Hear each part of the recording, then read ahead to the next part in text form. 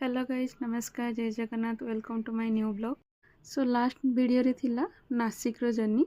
तो काली हमर Nashik journey complete हो जाता। आज आम जाऊँ मुंबई को। तो ये हूँ मुंबई, नासिक रू मुंबई जावा भितर रास्ता।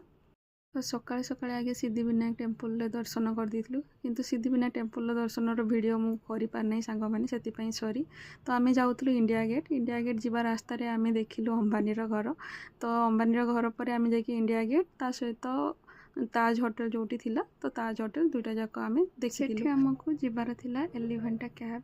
एलिफेंटा कैब सेठू आमको बोट रे ही जीवा पई पड़िथिला। समस्त को बोट रे ही तार गोटे आइलैंड टाइप रो, तो बोट रे जीवा पई पड़िबो। तो आम जो बोट रे जाऊँ देख सांग मैंने मो फास्ट टाइम पे देखिली।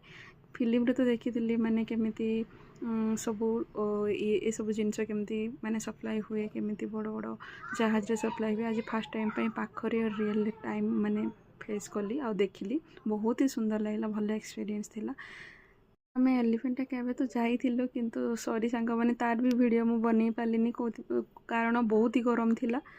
तो आमर एइठू ही सरी जाइथिला मुंबई बुलिबा। तो मुंबई राति 3टा बेले आमको बाहरिया पई पड़िथिला, एयरपोर्ट को आसिया पई पड़िथिला। तो आम एयरपोर्ट को आसीथिलु रिटर्न करिया पई बेंगलोर। तो ये थिला नाभि मुंबई रो एयरपोर्ट।